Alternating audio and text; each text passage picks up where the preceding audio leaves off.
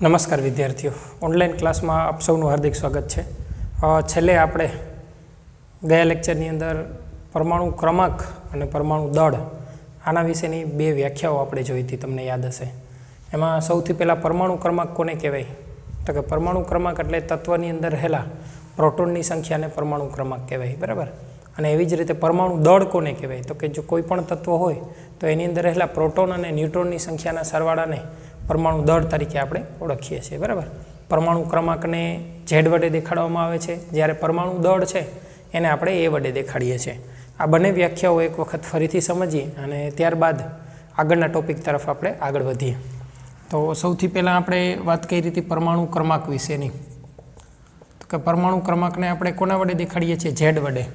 હવે ઝેડને વ્યાખ્યાયિત કરવું હોય તો એમ કરી શકાય કે તટસ્થ પરમાણુમાં રહેલા એટલે કે તત્વમાં રહેલા પ્રોટોનની સંખ્યાને તત્વનો પરમાણુ ક્રમાંક કહે છે. હવે પ્રોટોનની સંખ્યા જેટલી હોય ને એની અંદર એનો પરમાણુ ક્રમાંક. તો એનો મતલબ એવો થયો કે હાઇડ્રોજનનો પરમાણુ ક્રમાંક 1 છે, એટલે એમાં હાઇડ્રોજનમાં પ્રોટોનની સંખ્યા 1 હશે. 118 નંબરનું તત્વ છે, એનો પરમાણુ ક્રમાંક 118 છે, તો એની અંદર પ્રોટોનની સંખ્યા કેટલી હશે? 118 હશે, બરાબર. અને એવી જ રીતે 92 નંબરનું પરમાણુ ક્રમાંક ધરાવતું તત્વ છે યુરેનિયમ છે. તો એનો મતલબ એવો થાય કે યુરેનિયમનો પરમાણુ ક્રમાંક 92 છે, એટલે એમ કહી શકાય કે એની અંદર પ્રોટોનની સંખ્યા 92 છે. અથવા એની અંદર યુરેનિયમ નામના તત્વની અંદર 92 પ્રોટોન છે, એટલે એનો પરમાણુ ક્રમાંક આપણે કેટલો આપ્યો છે? 92 આપ્યો છે, બરાબર. એટલે કોઈપણ તત્વમાં રહેલા પ્રોટોનની સંખ્યાને એનો પરમાણુ ક્રમાંક કહેવાય છે. પરમાણુ ક્રમાંક માટે બીજી પણ વ્યાખ્યા છે કે તટસ્થ પરમાણુમાં રહેલા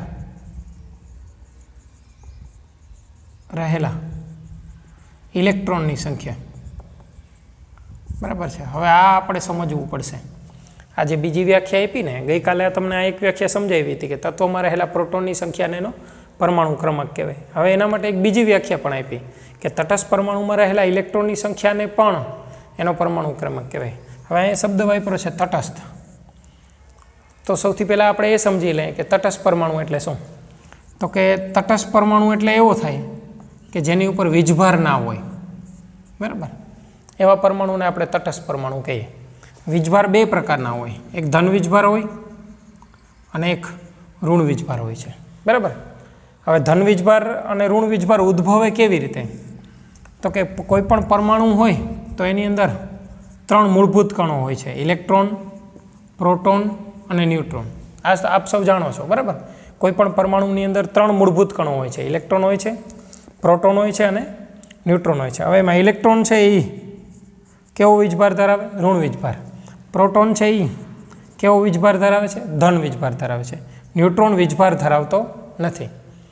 તો આપણે ધારો કે કોઈ એક પરમાણુ, દાખલા તરીકે સોડિયમ લઈએ અને એની ઉપર ધન વીજભાર આપણે દેખાડીએ કે સોડિયમની ઉપર ધન વીજભાર છે, અથવા આપણે ક્લોરિન લઈએ એની ઉપર આપણે ઋણ વીજભાર દેખાડીએ, અથવા આપણે Cl લઈએ તો આપણે એમ કહીએ કે ક્લોરિન તટસ્થ છે. સોડિયમ લઈએ તો એમ કહેવાય કે સોડિયમ તટસ્થ છે. જો આ સોડિયમ અને ક્લોરિન અહીંયા તટસ્થ છે, આ બાજુ લખ્યા છે એ તટસ્થ છે, એટલે એનો મતલબ એની ઉપર વીજભાર નથી. જ્યારે અહીંયા મેં જે સોડિયમ લખ્યો છે એની ઉપર ધન વીજભાર છે, અહીંયા જે મેં ક્લોરિન લખ્યો છે એની ઉપર કેવો વીજભાર છે? ઋણ વીજભાર છે. તો સોડિયમ ઉપર ધન વીજભાર કેવી રીતે ઉદ્ભવે છે અને ક્લોરિન ઉપર ઋણ વીજભાર કેવી રીતે ઉદ્ભવે છે? તો કે ધન વીજભાર માટે જવાબદાર કોણ છે? પ્રોટોન. ઋણ વીજભાર માટે જવાબદાર કોણ છે? ઇલેક્ટ્રોન. તો એનો મતલબ એવો થાય કે અહીંયા પ્રોટોનની સંખ્યા વધારે હશે, અહીંયા ઇલેક્ટ્રોનની સંખ્યા વધારે છે, એવો મતલબ થાય? ના. યાદ રાખજો, કોઈ દિવસ તત્વની અંદર પ્રોટોનની સંખ્યામાં ફેરફાર થતો નથી. ગમે ત્યારે કોઈ પણ વખતે તત્વની અંદર પ્રોટોનની સંખ્યામાં ફેરફાર થતો નથી. ફેરફાર માત્ર કેની સંખ્યામાં થાય? ઇલેક્ટ્રોનની સંખ્યામાં થાય. એનો મતલબ એવો થાય કે આની ઉપર ઋણ વીજભાર આવ્યો એટલે એનો મતલબ એવો થાય કે એમાં ઇલેક્ટ્રોનની સંખ્યા વધારે છે, અને આમાં ધન વીજભાર આવ્યો એટલે એનો મતલબ એવો થાય કે એમાં હોવી જોઈએ એના કરતાં ઇલેક્ટ્રોનની સંખ્યા ઓછી છે. પ્રોટોન આ ક્લોરિન છે એનો પરમાણુ ક્રમાંક 17 છે, બરાબર. તો એની અંદર 17 ઇલેક્ટ્રોન અને 17 પ્રોટોન હોવા જોઈએ.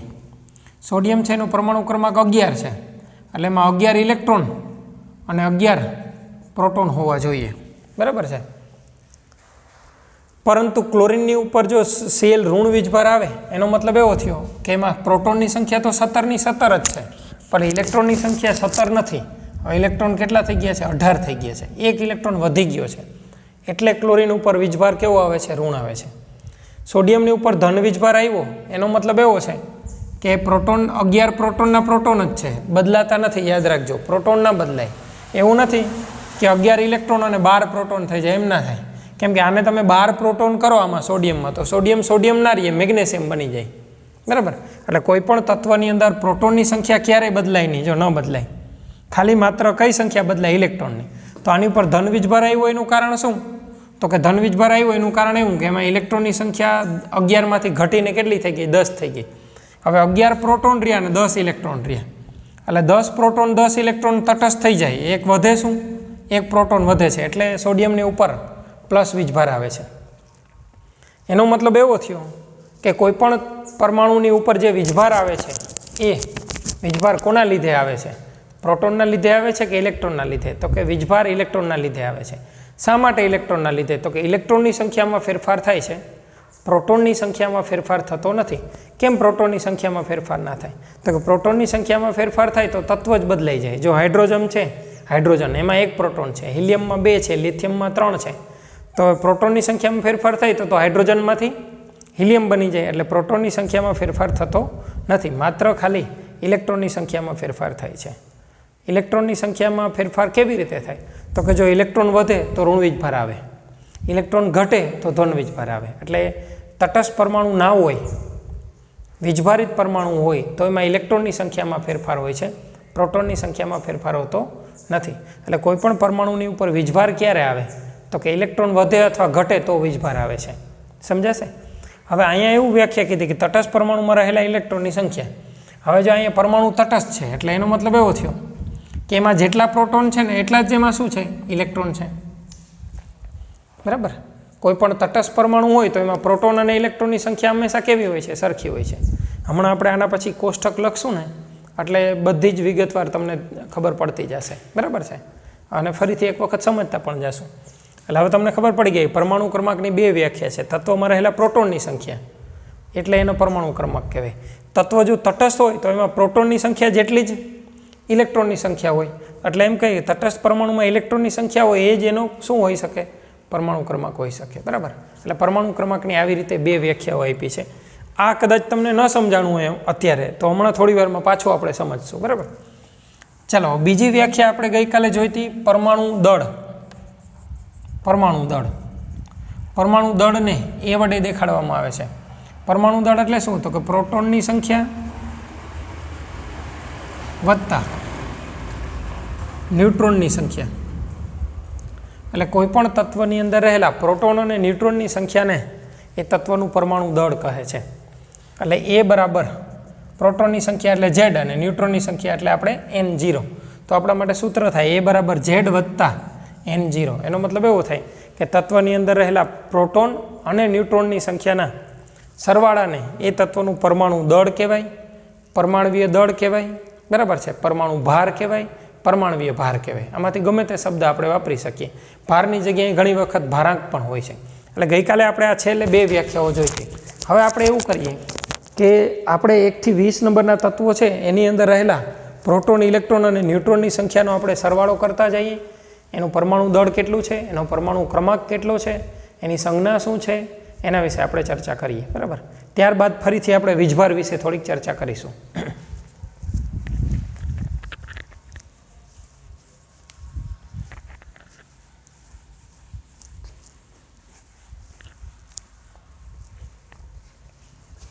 સૌથી પહેલાં એના માટે આપણે ક્રમ લખીશું. બરાબર? ક્રમ એટલે કે અહીંયા લખશું પરમાણુ ક્રમાંક લખી નાખીએ, પરમાણુ ક્રમાંક. પછી આપણે તત્વની સંજ્ઞા લખીએ. બરાબર?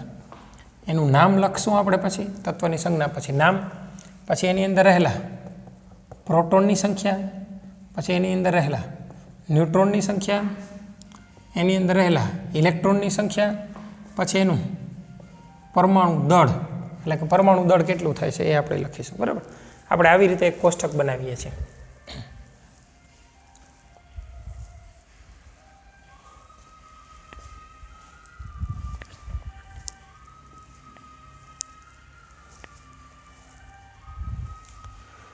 સૌથી શરૂઆત આપણે પરમાણુ ક્રમાંક 1 થી કરીએ તો પહેલા નંબરનું તત્વ તમે 1 થી 20 સુધીના તત્વો તમને યાદ હશે યાદ ના હોય તો આપણે યાદ રાખવા જોઈએ ગઈકાલે પણ આપણે ચર્ચા કરી હતી એટલે આપણે યાદ રાખવાના છે સંજ્ઞા શું આવશે હાઇડ્રોજન નામ શું થશે એનું તો કે હાઇડ્રોજન તત્વનું નામ હવે હાઇડ્રોજનની અંદર પ્રોટોન કેટલા છે તો કે 1 હાઇડ્રોજનની અંદર ન્યુટ્રોન કેટલા છે તો છે જ નહીં ન્યુટ્રોન હાઇડ્રોજનની અંદર 0 ન્યુટ્રોન છે ઇલેક્ટ્રોન કેટલા છે 1 હવે પરમાણુ દળ એટલે શું તો કે પરમાણુ દળ એટલે શું તો કે પ્રોટોનની સંખ્યા વત્તા ન્યુટ્રોનની સંખ્યા બરાબર હવે પ્રોટોન કેટલા 1 ન્યુટ્રોન કેટલા 0 તો કે આનું પરમાણુ દળ કેટલું થશે 1 થશે એટલે કોઈ પણ હાઇડ્રોજન જે તત્વ છે એની અંદર પરમાણુ દળ છે એનું 1 થાય હવે હાઇડ્રોજન છે એમાં પ્રોટોન 1 છે તો હાઇડ્રોજનમાંથી હાઇડ્રોજન પ્લસ બને અને માઇનસ બને ત્યારે શું ફેરફાર થતો હશે તો કે પ્રોટોન તો એકનો એક જ રહીએ જો હાઇડ્રોજનમાં પ્રોટોન 1 છે હાઇડ્રોજન પ્લસમાં પ્રોટોન 1 છે અને હાઇડ્રોજન માઇનસમાં પણ પ્રોટોન 1 છે તો શું ફેર પડે છે તો કે હાઇડ્રોજન છે એમાં 1 ઇલેક્ટ્રોન હતો હાઇડ્રોજન પ્લસ થઈ જાય એટલે ઇલેક્ટ્રોન 0 થઈ જાય 1 ઇલેક્ટ્રોન હતો એ પણ ગુમાવી દઈએ એટલે ઇલેક્ટ્રોનની સંખ્યામાં ફેરફાર થયો બરાબર એટલે 0 થઈ જાય હાઇડ્રોજનની અંદર અહીંયા ઇલેક્ટ્રોન બરાબર હવે હાઇડ્રોજનની અંદર એક પ્રોટોન હતો અને 1 ઇલેક્ટ્રોન હતો એટલે વીજભાર કેવો હતો 0 હતો હવે એમાંથી H પ્લસ થાય ત્યારે 1 ઇલેક્ટ્રોન એ ગુમાવી દઈએ એટલે વીજભાર રહેતો નથી અને H માઇનસ થાય ત્યારે એક ઇલેક્ટ્રોન હતો અને બીજો એક મેળવ્યો એટલે કેટલા ઇલેક્ટ્રોન થઈ જાય 2 એટલે જો H માઇનસની અંદર 1 પ્રોટોન હોય અને 2 ઇલેક્ટ્રોન હોય H પ્લસની અંદર 1 પ્રોટોન હોય અને 0 ઇલેક્ટ્રોન હોય એટલે જો આનો વીજભાર કેટલો થયો પ્લસ અને 0 એટલે પ્લસ થયા અહીંયા +1 અને -2 એટલે કેટલા થયા -1 સમજાણું એટલે એનો મતલબ એવો થયો કે કોઈ પણ તત્વની અંદર ફેરફાર જે કાંઈ થાય છે વીજભાર આવવા માટે જે જવાબદાર છે એ કોણ છે ઇલેક્ટ્રોન જવાબદાર છે ઇલેક્ટ્રોનની સંખ્યામાં જ ફેરફાર થાય છે પ્રોટોનની સંખ્યામાં ફેરફાર થતો નથી હાઇડ્રોજનમાંથી ધનાયન બને કે ઋણાયન બને હાઇડ્રોજન હોય ધનાયન હોય કે ઋણાયન હોય આને આપણે હાઇડ્રોજન કહેશું અને આપણે હાઇડ્રોજનનું ધનાયન કહેશું અને આપણે હાઇડ્રોજનનું ઋણાયન કહેશું બધાની અંદર પ્રોટોનની સંખ્યા 1 જ છે આમાં ઇલેક્ટ્રોનની સંખ્યા 1 છે આમાં ઇલેક્ટ્રોનની સંખ્યા 0 છે ઘટી ગઈ હતી એના કરતાં એટલે ધન વીજભાર આવ્યો અને આમાં હતી એના કરતાં વધી ગઈ એટલે કેવો વીજભાર આવ્યો ઋણ વીજભાર આવ્યો બરાબર એટલે આપણે એક ખબર પડી ગઈ પરમાણુ દળ કેવી રીતે આપણે ગણતરી કરીએ છીએ તો કે પરમાણુ દળમાં આપણે શું કરીએ છીએ તો તત્વની અંદર રહેલા પ્રોટોન અને ન્યુટ્રોનની સંખ્યાનો સરવાળો કરવાનો છે હવે અહીં પ્રોટોન કેટલા 1 ન્યુટ્રોન કેટલા 0 એટલે એનું પરમાણુ દળ કેટલું થયું 1 + 0 એટલે 1 થશે બીજા નંબરનું તત્વ આપણું એ છે હિલિયમ છે એ સંજ્ઞા He અને તત્વનું નામ શું થશે હિલિયમ હવે જો હંમેશા તત્વનું જ્યારે નામ લખતા હોય તત્વની જ્યારે સંજ્ઞા લખતા હોય ત્યારે તત્વની સંજ્ઞામાં જે પહેલો અક્ષર છે એ કેપિટલ લખવાનો છે એટલે H કેપિટલ લખવાનો છે બીજો છે એ સ્મોલ લખવાનો છે દાખલા તરીકે સોડિયમ લખતા હોય તો N કેપિટલ અને A સ્મોલ આમ લખવાનું છે આમ નથી લખવાનું Na હંમેશા તત્વની સંજ્ઞામાં પહેલો અક્ષર છે એ આપણે કેપિટલ રાખવાનો છે યાદ રાખજો બરાબર એટલે બીજા નંબરનું તત્વ હિલિયમ તો He તો હિલિયમનો પરમાણુ ક્રમાંક 2 છે એટલે એમાં પ્રોટોનની સંખ્યા તો 2 જ હોવાની બરાબર એમાં ન્યુટ્રોનની સંખ્યા છે એ હિલિયમની અંદર 3 છે યાદ રાખજો હિલિયમની અંદર ન્યુટ્રોનની સંખ્યા કેટલી છે 3 છે હવે આપણને એમ થાય કેમ ન્યુટ્રોનની સંખ્યા વધી ગઈ તો ન્યુટ્રોનની સંખ્યામાં હંમેશા કાં પ્રોટોનની સંખ્યા જેટલી હોય અથવા પ્રોટોનની સંખ્યાથી વધારે હોય એક હાઇડ્રોજનને છોડતા હાઇડ્રોજનની અંદર જ એવું છે કે પ્રોટોનની સંખ્યા કરતાં ઓછી છે બાકીના બધા જ તત્વોની અંદર પ્રોટોનની સંખ્યા જેટલી હશે અથવા એનાથી વધારે હશે યાદ રાખજો એટલે અહીંયા પ્રોટોનની સંખ્યા 2 છે ન્યુટ્રોનની સંખ્યા 3 છે બધા જ તત્વોની અંદર ન્યુટ્રોનની સંખ્યા બદલ થશે એના પ્રોટોનની સંખ્યા જેટલી નહીં હોય બરાબર એટલે આપણે હંમેશા એ વસ્તુને મગજમાં રાખવાની છે એટલે પ્રોટોનની સંખ્યા આપણે યાદ જ રાખવી પડશે ન્યુટ્રોનની સંખ્યા આપણે શું કરવી પડશે યાદ જ રાખવી પડશે એટલે આમાં પ્રોટોનની 2 છે ન્યુટ્રોનની 2 છે જેટલા પ્રોટોન હોય ને એટલા જ ઇલેક્ટ્રોન હોય તો જ પરમાણુ તટસ્થ બને ને કેમ કે 2 ધન વીજભાર હોય ને 2 ઋણ વીજભાર હોય તો જ વીજભાર કેવો થાય 0 થાય તો જ પરમાણુ તટસ્થ બને ને અહીંયા આપણે લખીએ છીએ બધા તટસ્થ જ લખીએ છીએ વીજભારિત નથી લખતા વીજભારિત હોય તો એમાં પ્રોટોનની સંખ્યા એટલી જ રહી પણ એમાં ઇલેક્ટ્રોનની સંખ્યાની અંદર ફેરફાર થતો હોય બરાબર એટલે 2 પ્રોટોન છે 3 ન્યુટ્રોન છે ને 2 ઇલેક્ટ્રોન છે તો એનું પરમાણુ દળ કેટલું થયું તો કે 2 પ્રોટોન એટલે જો આમ ખરેખર આવું થાય કે 2 પ્રોટોન અને 1 પ્રોટોનનું સાપેક્ષ દળ કેટલું હતું 1 હતું એટલે 2 × 1 એટલે જવાબ કેટલો આવ્યો 2 ન્યુટ્રોનનું સાપેક્ષ દળ કેટલું હતું 1 હતું એટલે એવા કેટલા ન્યુટ્રોન છે 3 એટલે 3 × 1 એટલે જવાબ કેટલો આવ્યો 3 ઇલેક્ટ્રોનનું સાપેક્ષ દળ કેટલું હતું 0 એટલે 2 ગુણ્યા 0 એટલે જવાબ કેટલો આવ્યો 0. એટલે એનો મતલબ એવો થયો ઇલેક્ટ્રોનનો તો સરવાળો કરવાની જરૂર ના પડે, કેમ કે દર વખતે ઇલેક્ટ્રોનનું સાપેક્ષ દળ કેટલું હશે 0 હશે.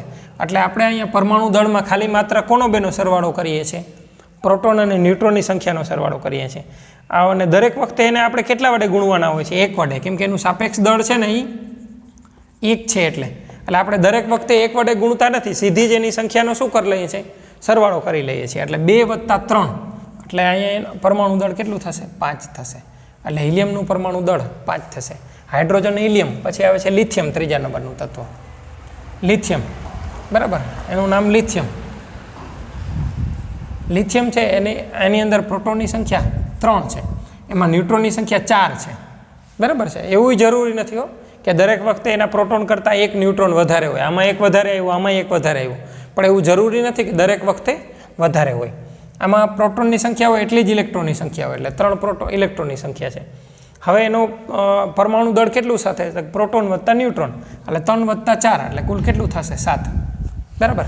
હવે અહીંયા આપણે જે આંકડા લખીએ છીએ પૂર્ણ સંખ્યાઓ લખીએ છીએ 1, 5, 7, પોઈન્ટમાં નથી લખતા આપણે, આવું નથી લખતા 7.02. તમે તમારી ટેક્સ્ટબુકની અંદર તમને જે ટેક્સ્ટબુક આપવામાં આવી છે એમાં જે પાછળ પરમાણુ દળ જે આપેલા છે, બરાબર છે, એ જે પાછળ પરમાણુ દળ જે આપેલા છે ને એ તમે જોશો તો એમાં 7.03 ને 9.02 ને એવી રીતે આંકડાઓ આપેલા છે એની અંદર. શા માટે એવી રીતે છે તો કે આપણે જ્યારે સાપેક્ષ દળ લીધા હતા ત્યારે આપણે કેટલા લીધા હતા, 1 લીધા હતા, પણ એક્ઝેક્ટ 1 ના હોય, 1ની ઉપર જરાક ફેરફાર હોય. પણ આપણે આ જ યાદ રાખવાની જરૂર છે, ઉપરના પોઈન્ટ છે એને યાદ રાખવાની જરૂરિયાત રહેતી નથી, એટલે આપણે અહીંયા પોઈન્ટમાં લખતા નથી, બરાબર. એટલે જો આનું પરમાણુ દળ કેટલું થયું 7 થયું, એટલે આપણે યાદ રાખવું પડશે કે લિથિયમનું પરમાણુ દળ 7 છે. લિથિયમ પછી, બરાબર, હાઇડ્રોજન હિલિયમ લિથિયમ, લિથિયમ પછી આવે છે બેરેલિયમ. બેરેલિયમ હો, બેરિયમ નહીં, આ જો આનું નામ છે બેરેલિયમ છે, બેરિયમ નથી. બેરિયમ એ એક તત્વ છે ને એની સંજ્ઞા Ba છે, અને આ છે એ શું છે બેરેલિયમ છે, બેરેલિયમની સંજ્ઞા શું છે Be છે, બરાબર, યાદ રાખજો.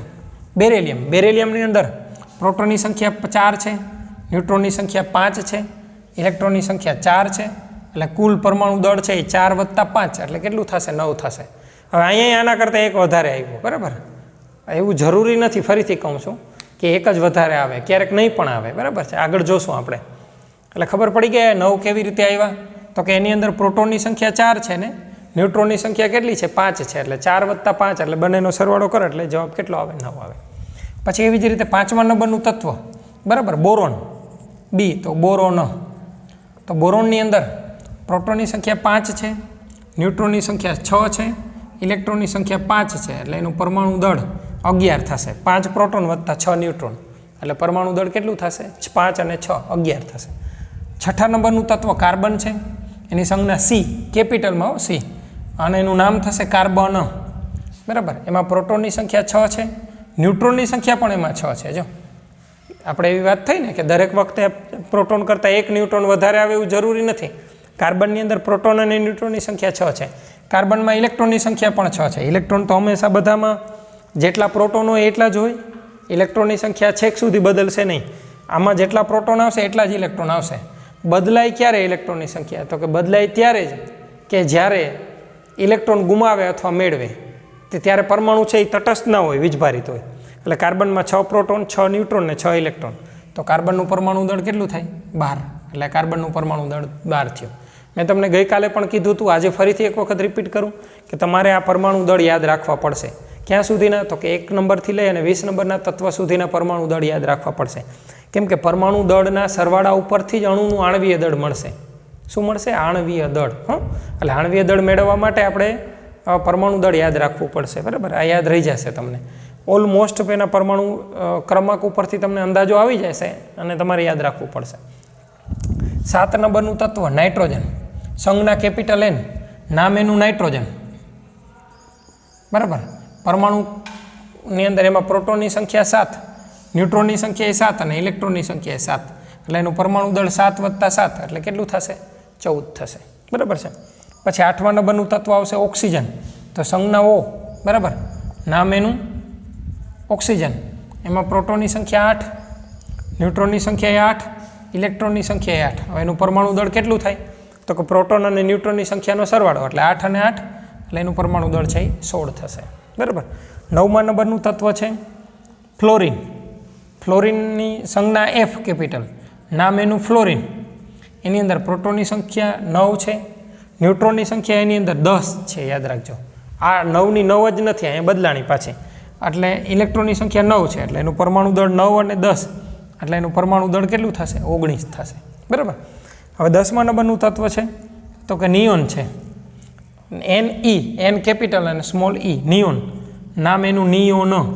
આર્ગોન આ વાયુ છે નિષ્ક્રિય બરાબર. એમાં પ્રોટોનની સંખ્યા 10, ન્યુટ્રોનની સંખ્યા 10 અને ઇલેક્ટ્રોનની સંખ્યા 10 એટલે એનું પરમાણુ દળ કેટલું થશે? 20 થશે બરાબર.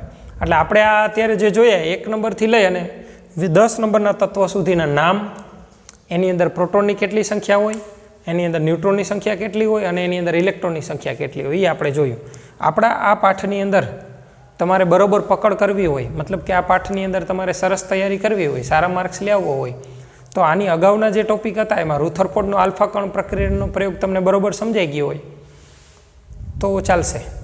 એની અગાઉના ટોપિક કદાચ ના સમજાણા હોય તો એટલી બધી જરૂરિયાત ઊભી થતી નથી. પણ હા, હવે પછી જે આ વસ્તુ કરાવડાવું છું એ વસ્તુઓ બરોબર તમને સમજાવવી જોઈએ બરાબર છે.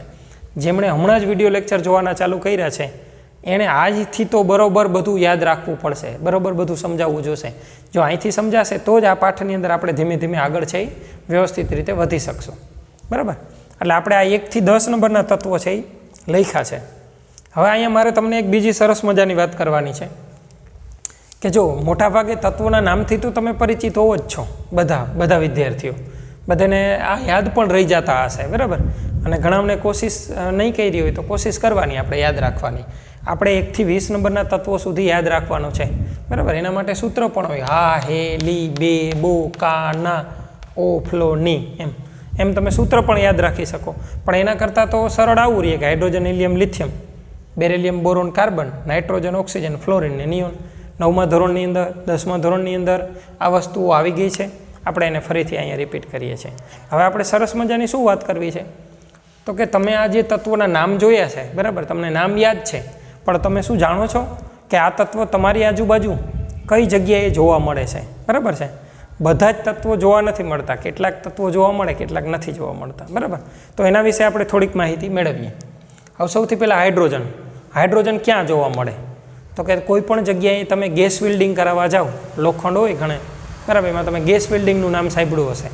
આ ગેસ વેલ્ડિંગ કરાવવા જાય ત્યારે એની પાસે 2 મોટી બોટલો હોય ગેસની. એમાંથી એક બોટલ છે એ ઓક્સિજન વાયુની ભરેલી હોય અને બીજી બોટલ છે એ હાઇડ્રોજન વાયુની ભરેલી હોય. તો અહીંયા હાઇડ્રોજન વાયુ છે એ આપણે વપરાય છે, યાદ રાખજો બરાબર. એક હાઇડ્રોજન ત્યાં વપરાય. બીજું, આપણા વાતાવરણની અંદર પણ હાઇડ્રોજનનું પ્રમાણ છે પણ નીચે નથી. આમ પૃથ્વીથી ઉપર જેમ ઊંચાઈએ જાઓ એમ હાઇડ્રોજનનું પ્રમાણ ખૂબ ઓછું તમને જોવા મળશે. એટલે હાઇડ્રોજન એક તમને ત્યાં જોવા મળે. ત્રીજું હાઇડ્રોજનનું ઉદાહરણ તો બહુ જબરજસ્ત સૌથી વધુ હાઇડ્રોજન ધરાવે છે એ કોણ તો કે આપણો સૂર્ય.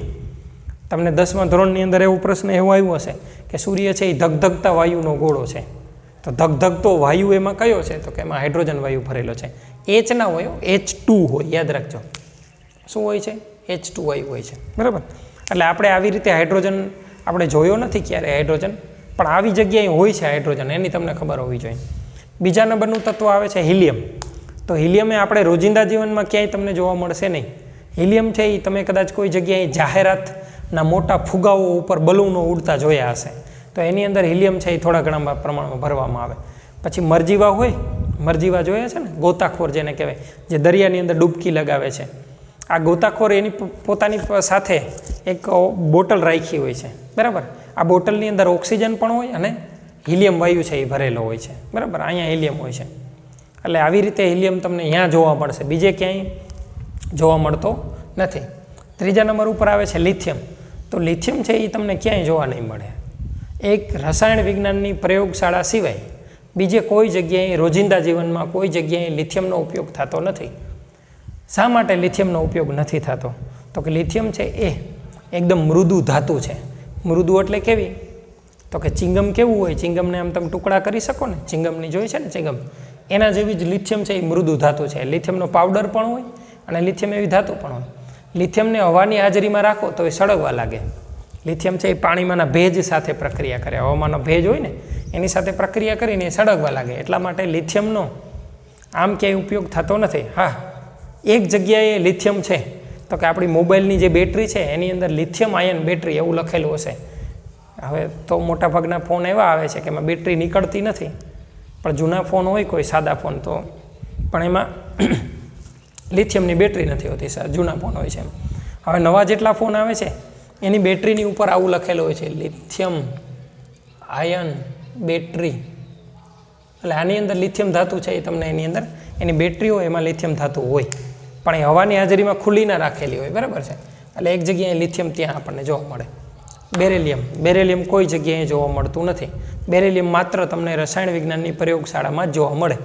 હવે પ્રયોગશાળા ક્યાં હોય તો કે સ્કૂલમાં પ્રયોગશાળા હોય, કોલેજમાં હોય, અને જે દવા બનાવનારી કંપનીઓ છે મોટી મોટી, બરાબર છે, આ જે કોરોના વાયરસની જે લોકો રસી બનાવતા હોય એ બધી પાસે પ્રયોગશાળા હોય. એ પ્રયોગશાળાની અંદર બેરેલિયમ હોય ત્યાં, બરાબર. સ્કૂલોની પ્રયોગશાળામાં બેરેલિયમ હોતું નથી કેમ કે ત્યાં એનો ઉપયોગ થતો નથી. એટલે ચાલો, બેરેલિયમ આપણે ક્યાંય રોજિંદા જીવનમાં જોવા મળતું નથી. બોરોન, હા, બોરોન જોવા મળે છે. આપણે અત્યારે ઘણી વખત આપણે ઘઉં ન બગડે એટલા માટે એની અંદર બોરિક એસિડ નાખીએ છીએ. તો બોરિક એસિડ એટલે H3BO3 હોય, એમાં બી છે એ બોરોનનો બી છે, બરાબર. બોરિક એસિડ જેને તમે DDT પણ કહો છો, એ ખરેખર DDT નથી, પણ DDT શરૂઆતના વર્ષોમાં આવતી હતી, હવે DDT આવતી નથી. DDT બાન થઈ ગઈ છે. બાન એટલે બંધ, પ્રતિબંધ થઈ ગયું છે DDT ઉપર. અત્યારે જે ઘઉં ન બગડે ને એના માટે બોરિક એસિડની થેલી આવે છે, નાનકડા પેકેટ આવે છે બોરિક એસિડના, એ આપણે એની અંદર ભેળવતા હોય તો એમાં બોરોન હોય છે, બરાબર. હવે વાત આવે છે 6થા નંબરની કાર્બનની. કાર્બન ક્યાં જોવા મળે તો કે આપણી આજુબાજુ જ્યાં નજર નાખશો ત્યાં મોટાભાગે દરેક જગ્યાએ કાર્બન છે એ જોવા મળશે. આપણે રોટલીમાં કાર્બન છે, આપણા શરીરના માંસપેશીઓ છે એમાં કાર્બન છે, બરાબર છે. પછી લાકડું તો કે કાર્બનનું બનેલું છે, બરાબર. પ્લાસ્ટિક તો એમાં પણ કાર્બન છે. એટલે મોટાભાગે આપણી આજુબાજુ જેટલી રોજિંદા જીવનમાં જેટલી વસ્તુઓ વપરાય છે એમાંથી બહુ બધી વસ્તુઓ કેની બનેલી છે? કાર્બનની બનેલી છે. એટલે કાર્બનથી તમે પરિચિત છો, બરાબર. પછી આપણે બેટરીનો સેલ આવે, જે પાવર આવે ને આપણે રેડિયોમાં અને રિમોટમાં ચડતા હોય, એ પાવરની અંદર એક ગ્રેફાઇટનો સળિયો હોય, તો એ ગ્રેફાઇટ પણ કેનું બનેલું છે? કાર્બનનું. હીરો કેનો બનેલો છે? કાર્બનનો. એટલે કાર્બનના ઘણા બધા આપણી આજુબાજુ ઉદાહરણો જોવા મળશે. હવે ત્યાર પછી વાત આવે છે નાઇટ્રોજનની. નાઇટ્રોજન ક્યાં જોવા મળે તો વાતાવરણમાં નાઇટ્રોજન કયા સ્વરૂપે જોવા મળે છે? N2, બરાબર. N2 નાઇટ્રોજન વાયુ તરીકે જોવા મળે છે. પછી આવે છે ઓક્સિજન. તો ઓક્સિજન તમે જાણો જ છો કઈ જગ્યાએ તો કે હવામાં ઓક્સિજન O2 સ્વરૂપે હોય છે, બરાબર.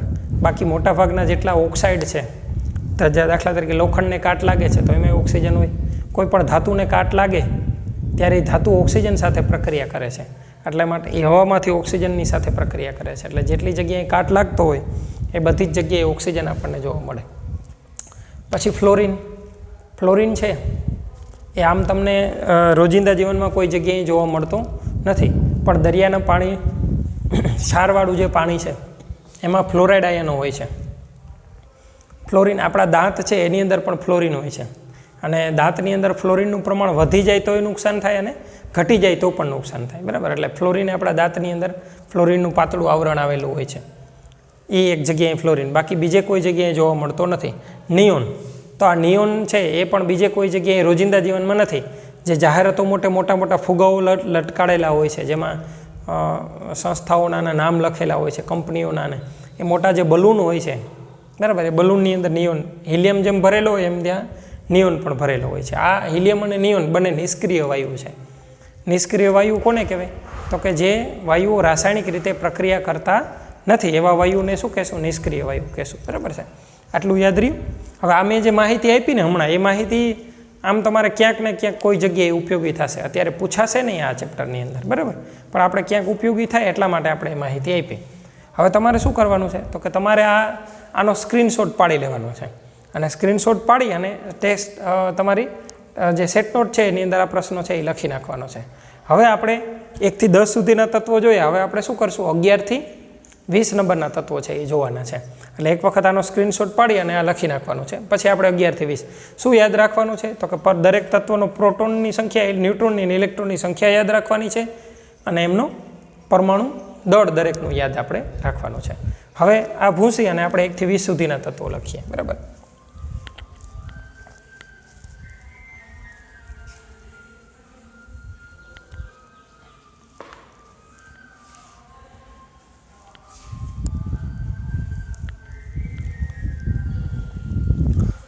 અગિયાર નંબરનું તત્વ પરમાણુ ક્રમાંક 11, સંજ્ઞા એની Na, નામ એનું સોડિયમ, બરાબર. એમાં પ્રોટોનની સંખ્યા 11 છે, એમાં ન્યુટ્રોનની સંખ્યા પણ, એમાં ન્યુટ્રોનની સંખ્યા 12 છે અને એમાં ઇલેક્ટ્રોનની સંખ્યા 11 છે. હજુ જેટલા પ્રોટોન છે એટલા જ ઇલેક્ટ્રોન છે, બરાબર, પણ ન્યુટ્રોન એટલા નથી. આ પરમાણુ દળ કેટલું થશે તો કે પ્રોટોનની સંખ્યા વત્તા ન્યુટ્રોનની સંખ્યા, બરાબર. એટલે પરમાણુ દળ 11 + 12 એટલે પરમાણુ દળ કેટલું થશે? 23 થશે, બરાબર. એટલે આનું સોડિયમનું પરમાણુ દળ છે એ 23 છે. પછી 12 નંબરનું તત્વ, એને આપણે Mg, સંજ્ઞા એની Mg થશે, M કેપિટલ અને G સ્મોલ. એને આપણે મેગ્નેશિયમથી ઓળખીએ છીએ. એનું નામ શું છે? મેગ્નેશિયમ. એની અંદર પ્રોટોનની સંખ્યા 12 છે, એમાં ન્યુટ્રોનની સંખ્યા પણ 12 જ છે, બરાબર. એમાં ઇલેક્ટ્રોનની સંખ્યા 12 છે. એટલે પરમાણુ દળ હવે કેટલું થશે એનું તો કે 12 + 12 એટલે પરમાણુ દળ થાય 24. એટલે એની અંદર 24 એનો પરમાણુ દળ છે એ થશે. આ યાદ જ રાખવાનું છે આપણે, એના માટે બીજો કોઈ ઉપાય નથી. ચાલો 13 નંબરનું તત્વ તો કે આપણે Al, બરાબર. એની સંજ્ઞા A કેપિટલ અને સ્મોલ l અને એનું નામ શું થશે તો કે એલ્યુમિનિયમ, બરાબર. તમને આ નામ તો યાદ જ હશે બધાને. એની અંદર પ્રોટોનની સંખ્યા 13 છે, બરાબર. ન્યુટ્રોનની સંખ્યા એની અંદર 14 છે, ઇલેક્ટ્રોનની સંખ્યા એની અંદર 13 છે. એટલે 13 + 14 એટલે એનું પરમાણુ દળ છે કેટલું થશે? 27 થશે, બરાબર. એલ્યુમિનિયમની અંદર પરમાણુ દળ 13 અને 14, 13 પ્રોટોન અને 14 ઇલેક્ટ્રોન, બરાબર છે. પછી 14 નંબરનું તત્વ છે એ છે સિલિકોન. એની સંજ્ઞા Si, એનું નામ શું થશે? સિલિકોન. એમાં પ્રોટોનની સંખ્યા કેટલી છે? 14. ન્યુટ્રોનની સંખ્યા પણ એમાં 14 છે અને ઇલેક્ટ્રોનની પણ 14 છે. એટલે પ્રોટોન, ઇલેક્ટ્રોન, ન્યુટ્રોન બધેની સંખ્યા સરખી છે. એટલે 14, 14, 14 એટલે કુલ કેટલા થશે એનું? 28, બરાબર. 14 પ્રોટોન અને 14 ન્યુટ્રોન એટલે કુલ સરવાળો કેટલો થયો? 28 થયો, બરાબર. એવી જ રીતે 15 નંબરનું તત્વ છે, એની સંજ્ઞા P છે, બરાબર. એટલે એનું નામ છે તત્વનું ફોસ્ફરસ છે. જો આ ફોસ્ફરસ ઉપરથી P કેવી રીતે આવે? ફોસ્ફરસ એટલે તો આપણને એમ થાય F આવવો જોઈએ, પણ ના, આ ફોસ્ફરસનો સ્પેલિંગ આવો છે, PHOUS, PHO, ફોસ્ફરસ, RAS, બરાબર. ફોસ્ફરસ એટલે એટલા માટે એની સંજ્ઞા શું આવશે? P આવશે, બરાબર. ફોસ્ફરસ. ફોસ્ફરસ છે એની અંદર પ્રોટોનની સંખ્યા 15 છે, એમાં ન્યુટ્રોનની સંખ્યા 16 છે, એમાં ઇલેક્ટ્રોનની સંખ્યા 15 છે અને એનું પરમાણુ દળ 15 + 16 એટલે કેટલું થશે? 31 થશે, બરાબર. 16 નંબરનું તત્વ સલ્ફર. એની સંજ્ઞા S છે, કેપિટલ S, અને એનું નામ થશે સલ્ફર, બરાબર. તો સલ્ફર છે એમાં પ્રોટોનની સંખ્યા 16 છે, ન્યુટ્રોનની સંખ્યા પણ 16 છે, ઇલેક્ટ્રોનની સંખ્યા પણ 16 છે. એટલે 16 + 16 એટલે એનું પરમાણુ દળ કેટલું થશે? 32, બરાબર. 16 અને 16 બધા પ્રોટોન, ઇલેક્ટ્રોન, ન્યુટ્રોન ત્રણેયની સંખ્યા 16 છે. 17 નંબરનું તત્વ છે એ આપણે ઓળખાય છે ક્લોરિન, Cl. તો એને આપણે નામ છે સંજ્ઞા Cl અને નામ એનું શું થશે? ક્લોરિન. એમાં પ્રોટોનની સંખ્યા 17 છે, બરાબર. ન્યુટ્રોનની સંખ્યા 18.5 છે, બરાબર. અને ઇલેક્ટ્રોનની સંખ્યા 17 છે. હવે તો એનું પરમાણુ દળ 17 અને 18 એટલે કેટલું થાય? 35.5 થાય. હવે તમને કદાચ એવો પ્રશ્ન થાય કે 18.5 અડધો ન્યુટ્રોન ક્યાંથી આવ્યો? તો એ અત્યારે નહીં, હું તમને આગળ જતા સમજાવીશ, બરાબર. તમે યાદ રાખજો. અત્યારે તમે ખાલી યાદ રાખી લ્યો કે એની અંદર ન્યુટ્રોનની સંખ્યા કેટલી છે? 18.5 છે, ક્લોરિન એકની અંદર જ, બરાબર. અપૂર્ણાંક કેમ આવી? 18 નંબરનું તત્વ, બરાબર. તો કે 18 નંબરનું તત્વ ક્લોરિન. ક્લોરિન પછી આવશે આર્ગોન, Ar, નામ એનું આર્ગોન, બરાબર. એની અંદર પ્રોટોનની સંખ્યા 18, ન્યુટ્રોનની સંખ્યા એની અંદર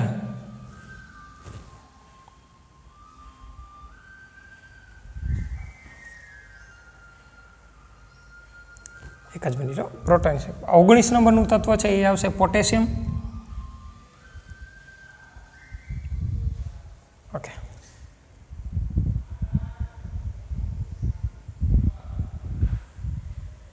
અને 20 નંબરનું તત્વ છે એ આવશે કેલ્શિયમ, ઓકે. હવે આમાં આર્ગોનની અંદર પ્રોટોનની સંખ્યા 18 છે, ન્યુટ્રોનની સંખ્યા 20 છે આર્ગોનની અંદર, બરાબર છે. અને ઇલેક્ટ્રોનની સંખ્યા 18 છે, એટલે 20 અને 18 એટલે એનું પરમાણુ દળ કેટલું થયું? 38 થયું, બરાબર. એવી જ રીતે 19 નંબરનું તત્વ કે, તો એનું નામ થશે પોટેશિયમ. પોટેશિયમ. હવે એની અંદર પ્રોટોનની સંખ્યા 19 છે, એમાં ન્યુટ્રોનની સંખ્યા 20 છે, બરાબર. હા, અને ઇલેક્ટ્રોન છે એની અંદર 19 છે, એટલે એનું પરમાણુ દળ થશે 39, બરાબર. અને એક 20 નંબરનું તત્વ કેલ્શિયમ, તો કે આમાં પ્રોટોનની સંખ્યા, આનું સંજ્ઞા થશે Ca, એમાં પ્રોટોનની સંખ્યા 20 છે, ન્યુટ્રોનની સંખ્યા 20 છે, ઇલેક્ટ્રોનની સંખ્યા 20 છે, એટલે એનું પરમાણુ દળ થશે 40, બરાબર. આ એટલે આપણે કેટલા સુધીના તત્વો જોયા? આગળવાળા 1 થી 10 સુધીના, અને 1 થી 20 સુધીના તત્વો બીજા જોયા. એમાં sodium, magnesium, aluminium, silicon, phosphorus, sulphur, chlorine, argon, potassium અને કેલ્શિયમ. તો એ બધાના આપણે પરમાણુ દળ છે એ અહીં લખી નાખ્યા. એ પરમાણુ દળ કેવી રીતે મળ્યા? તો કે એની અંદર રહેલા પ્રોટોન અને ન્યુટ્રોનની સંખ્યાનો સરવાળો કરવાથી આપણને પરમાણુ દળ છે એ મળી ગયા, બરાબર. હવે એક આર્ગોન છે એના પરમાણુ દળમાં ફેર છે લગભગ. અહીંયા પ્રોટોનની સંખ્યા એનામાં 22 આવશે,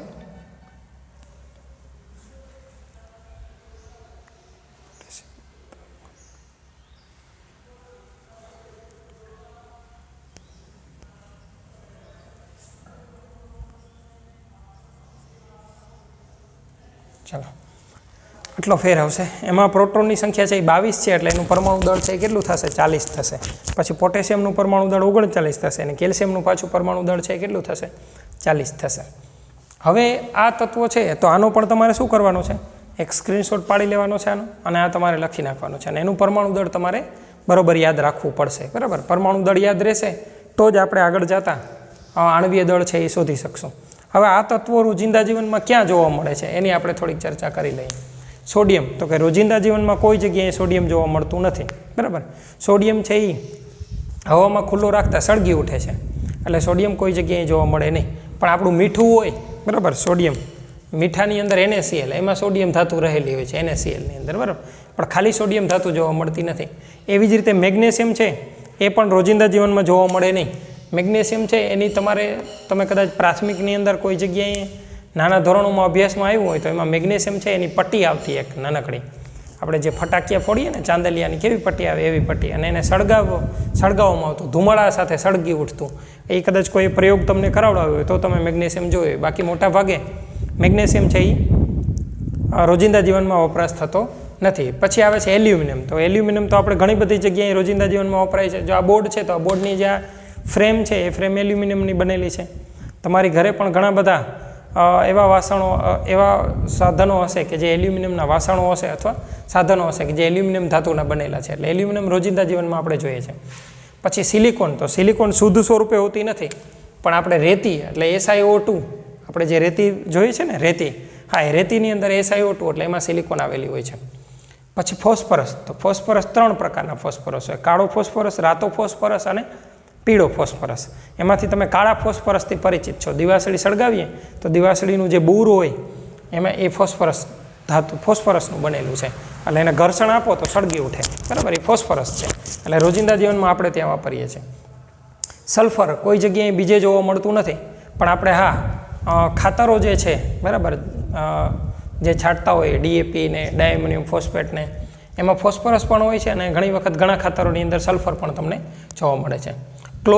ક્લોરિન રોજિંદા જીવનમાં કોઈ જગ્યાએ જોવા મળતું નથી, પણ આપણે જે મહાનગરપાલિકાઓ હોય એની અંદર જે પીવાનું પાણીના નળ આવતા હોય એ પીવાનું પાણી છે એ ક્લોરિનેટેડ કરીને આવતું હોય. મતલબ કે એની અંદર બેક્ટેરિયા મરી જાય એટલા માટે એની અંદર Cl2 વાયુ છે એ પસાર કરવામાં આવે, તો ત્યાં તમને ક્લોરિન છે એ જોવા મળશે. પછી આર્ગોન કોઈ જગ્યાએ રોજિંદા જીવનમાં જોવા મળતો નથી. આપણે જે મોટા બલૂનોની જે વાત કરીએ એની અંદર પણ ઘણી વખત આર્ગોન ભરેલો હોય. એવી જ રીતે પોટેશિયમ તમને પ્રયોગશાળા સિવાય બીજે કોઈ જગ્યાએ જોવા મળશે નહીં. દરિયાના પાણીમાં KCl હોય એમાં પોટેશિયમ હોય થોડા પ્રમાણમાં, બરાબર. બાકી આમ ખાલી પોટેશિયમ તમને જોવા મળતો નથી. પોટેશિયમ પણ હવાની હાજરીમાં સળગી ઉઠે એવી ધાતુ છે, એટલે એ પણ જોવા મળે. કેલ્શિયમ, તો કે ચૂનાના પથ્થરો હોય, આપણે કડી ચૂનો છે, ચૂનાના પથ્થરો છે, તો એમાં બધામાં કેલ્શિયમ છે એ હોય છે. કેલ્શિયમના પથ્થરો ઘણી બધી જગ્યાએ જોવા મળે છે, બરાબર. તો એવી રીતે કેલ્શિયમ આપણે રોજિંદા જીવનમાં જોવા મળે છે. બાકી બીજા પદાર્થો રોજિંદા જીવનમાં જોવા મળતા નથી. એ આપણે ટૂંકમાં માહિતી એના માટે મેળવી, જેથી કરીને આપણે તત્વોથી વધારે પરિચિત છે એ થઈ શકીએ છીએ, બરાબર. એટલે હવે આજે આપણે અહીંયા અટકાવશું. આજે આપણે 2 વ્યાખ્યાઓ ફરીથી એક વખત રિપીટ કરી અને પછી એના આધારે 1 નંબરથી લઈ અને 20 નંબરના તત્વો છે એ દરેક તત્વો માટે આપણે એનું પ્રોટોનની સંખ્યા, ન્યુટ્રોનની, ઇલેક્ટ્રોનની અને એની અંદર પરમાણુ દળ કેટલું હોય એ આપણે અહીંયા આજે જોયું. એટલે તમારે હવે 1 થી 20 સુધીના તત્વોના પ્રોટોન, ઇલેક્ટ્રોન, ન્યુટ્રોનની સંખ્યા યાદ રાખવાની છે અને સાથે સાથે એનું પરમાણુ દળ પણ તમારે યાદ રાખવાનું છે. બરાબર.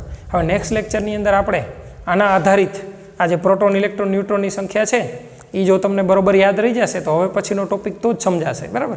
એટલે હવે પછીના લેક્ચરની અંદર આપણે સમસ્થાનિકો અને એવી બીજી કેટલીક વ્યાખ્યાઓ છે એના વિશે આપણે ચર્ચા કરીશું.